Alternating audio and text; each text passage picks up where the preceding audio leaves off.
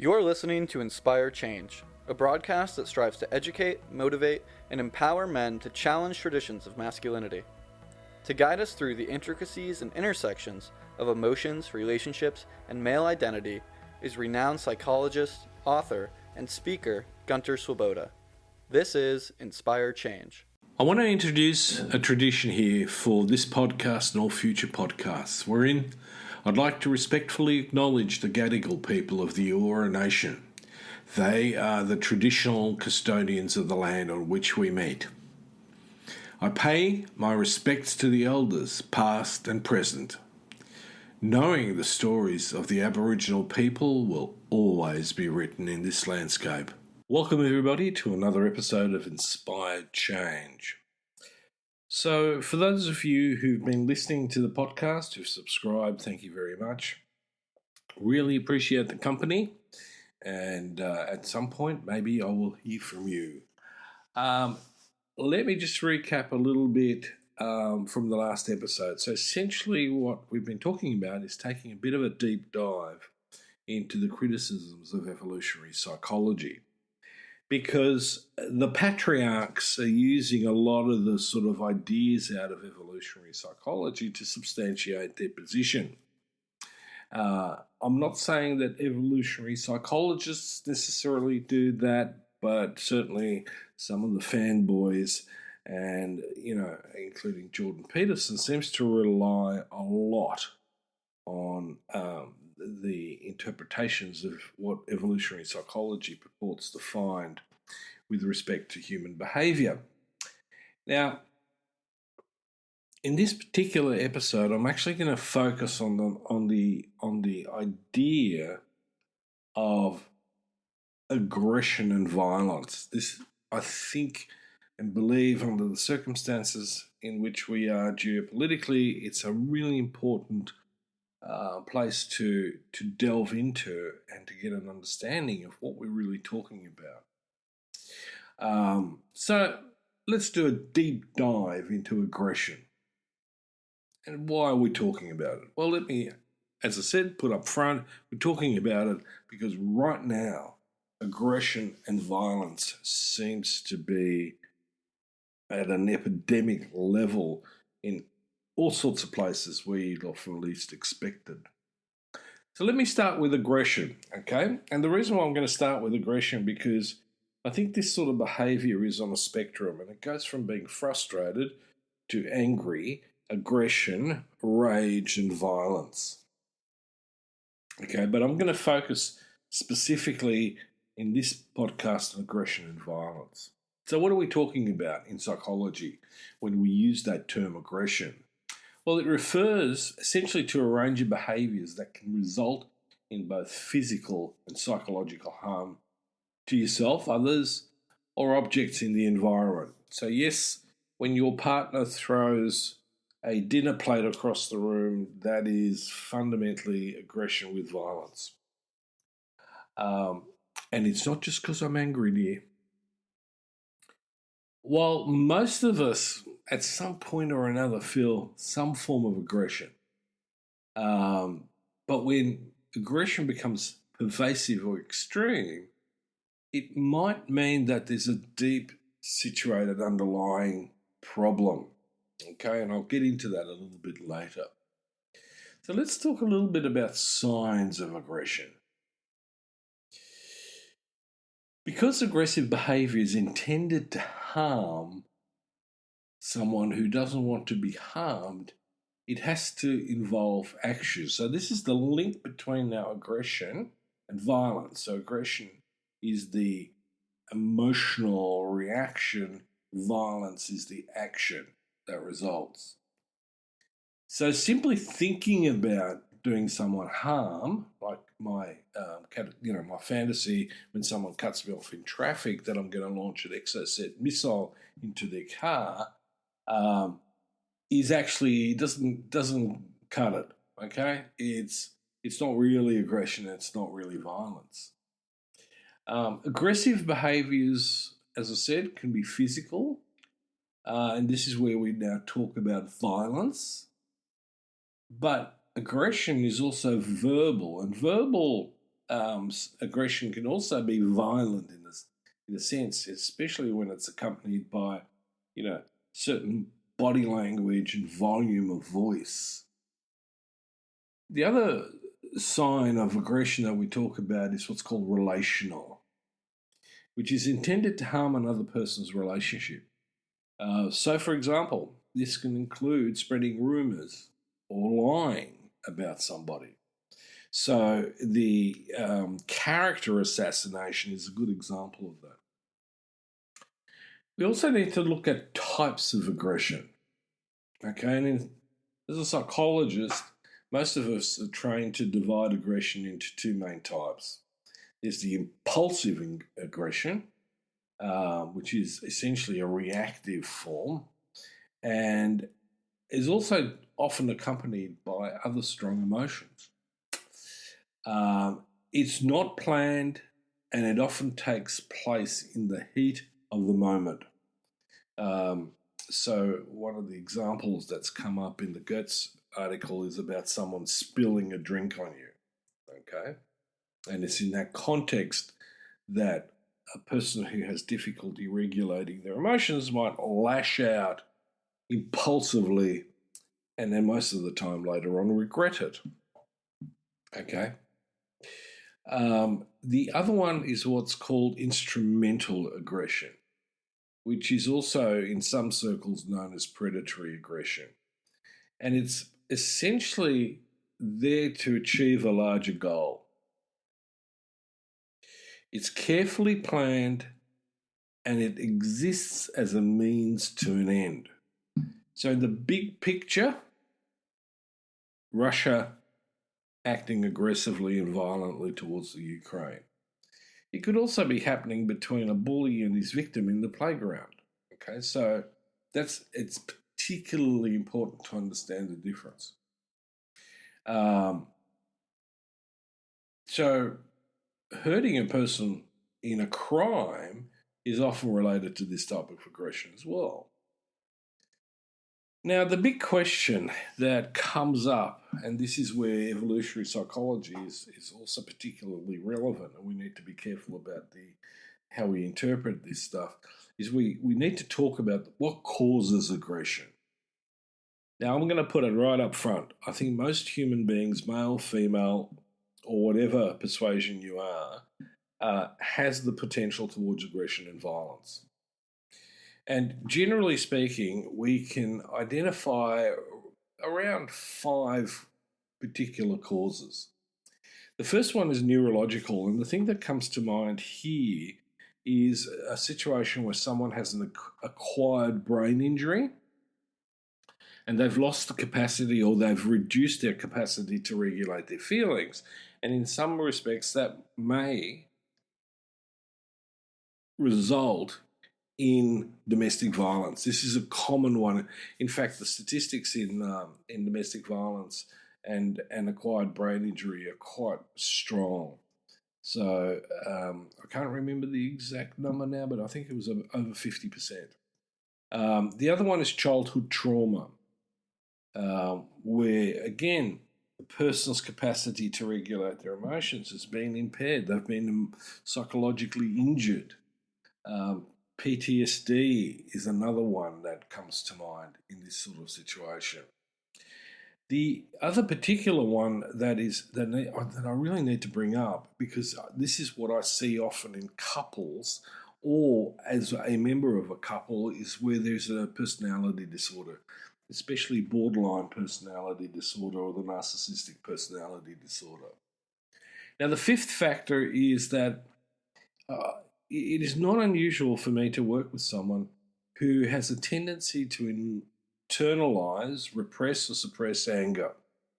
And at some point, something triggers that rush of all that repressed emotional energy to come out violently.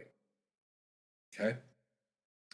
So those things are generally considered to be the causes of aggression. Okay, so as we talked about, violence is the action. So how does evolutionary psychology view violence?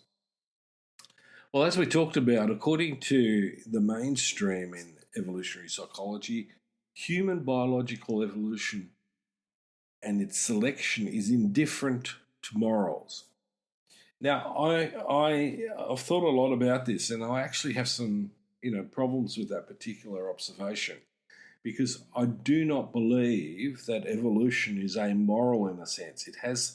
It can be seen to be directed towards the better good of the species in a sense. Um, but the evolutionary psychologists will argue that it will produce pro-social and antisocial adaptations for survival and reproduction. Again, let me pose this. Well, if it's antisocial and the group actually helps the individual organism to survive, surely that would reduce an evolutionary advantage. So, if biologically, me being violent um, gives me an evolutionary edge, I'm not quite sure how that will work because at some point or another, uh, someone's going to take objection to my violence and basically edit me out of the gene pool.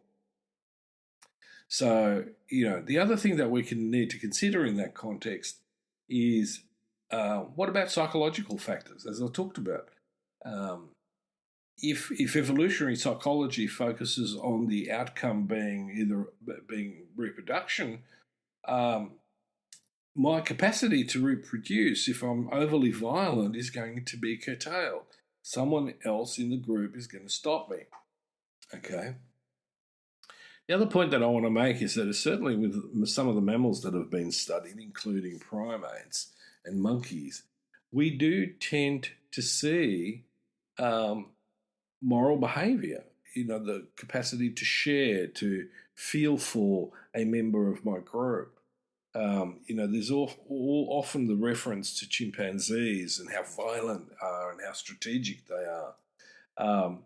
There's several criticisms of that, and that is that usually we can see some form of decontamination. So if it's strategic fighting or violence to get food resources, then the problem that we've got there is that why is there a problem with the food resource? Is it a natural problem, or is it something that's been introduced by somebody else, like someone doing an experiment where we artificially feeding or putting out food to the group to bring them closer so that they can be studied? There's a whole bunch of stuff involved in explaining that, and I don't really have this sort of bandwidth to get into that too much at the moment. So when evolutionary psychologists argue that violence is innate, we need to be extremely careful about that. The idea that because skeletons show evidence of violent, purposeful injuries inflicted by other human beings, well, does it? Or is it simply that there is archaeological evidence that some humans were hurt or killed by other humans or possibly even other animals, unless we have cut marks and so on? Okay, another story. But we don't actually have any idea about the distribution of that violence, the frequency of that violence, and the impact of that violence on possibly other archaeological finds. So, taking such a small sample and then extrapolating from that sample with such a broad statement, I think is extremely flawed. The other one was about hunter-gatherer societies, and I spoke about that one in the last podcast as well. And again, here I come up with the idea that we can't take modern-day hunter-gatherers as an example of the Neolithic or Paleolithic hunter-gatherers, because no human being fundamentally has been untouched or uncontaminated by modern man, by the modern Homo sapien. And so it really doesn't necessarily tell us anything about the evolutionary process. So we do need to be exceptionally careful. As I keep bringing this up, because people keep pulling stuff out going, yes, but this is what it says. Now, this is what we're inferring. So inductive reasoning becomes the cornerstone in a lot of evolutionary psychological argument. So Aaron Goetz also discusses that previous research documents that the majority of homicides occur between unrelated men over threats to status. Arguments escalate between young, unemployed, unmarried men in which an individual challenges or undermines the status of another. Well, there's a huge number of possible explanations for that sort of scenario. The description of that in of itself gives us a significant clue that most of these men would suffer from some form of psychopathology, trauma, and impulse control deficits. So, how does that tell us anything about the evolutionary process? What it does tell us is about this particular group of human beings that we're looking at. So, mainstream evolutionary psychology then proposes that the male psychological mechanism to become violent in response to threats of status was positively selected during our ancient past due to sexual selection. In other words, it's assumed that ancient women chose to have sex with men with high status, thereby selecting the male genetic determinants of the motivation to fight someone who threatens one's status. Well, I could raise a whole range of criticisms around that. Well, firstly, modern human women, and I would assume women of the past, do not necessarily choose on status, right? And also, what status are we talking about? If I go back into the Neolithic or Paleolithic, there would be certain conditions that would give me more status in my family or tribe than what it means today. So the actual definition of status is subjective. So, is it that men's beauty, gee, he's got a great ass, therefore I have an irresistible urge to have sex with him? Or is status that size matters? I.e., I don't date anyone shorter than me. So anyone who was thinking about something different falls on you. Or is it wealth? Before I go to bed, I need to see your investment portfolio just to make sure that I'm with the right status male. So this whole idea about attraction based on wealth is especially tricky. How many women have gotten into a relationship believing he was wealthy only to find out that he was strapped? And finally, when women go for the supposed alpha male, they often discover to their horror, and I stretch that word and particularly emphasize it, that what she thought of as being a strong male was in fact a man with emotional immaturity who has a predisposition to aggression and violence because of his own insecurities. So it's not actually a high status. The best you could say is that he's just an asshole. And if you want to use the argument of the best provider, then that's even more situationally and culturally specific, as well as chronologically. In our technological society, for instance, one of the more financially successful people, or a lot of the financially successful people, are what you might define as nerds. Take a look at Bill Gates, Steve Jobs, Zuckerberg, Bezos. None of these guys are, physically built. They try. Obviously, some of them work out. Bezos, in particular, seems to be in the gym a lot, from what you can tell from his photos. But they are not the traditional idea, the traditional masculine idea of an alpha male. They certainly don't look like or have the presence of someone like Schwarzenegger. So some of you might be asking, why is this relevant to understanding patriarchy? Well, my answer to this is very simple. Patriarchy and the submission of women took place through the belief in the exceptionalism of men. Basically, we bought the pill that we're better by nature than women, and then there is a pecking order. And in evolutionary psychology, although it mightn't intentionally support this myth, it unfortunately gives many the hope to perpetuate this. But here's one more point to consider. Although our brain is structurally no different to our ancestors in the Neolithic, Our society and culture has shaped it in a way that our ancestors had never experienced. And this has a profound impact on behaviour. And if we try to hang on to our Neolithic past and the cultural behaviours attached to that, we're in worse strife than what we might think. So until next time, I hope that's given you some thought on being critical about the stories science tells us. Thank you for listening to Inspire Change, a broadcast that strives to educate, motivate, and empower men to challenge traditions of masculinity.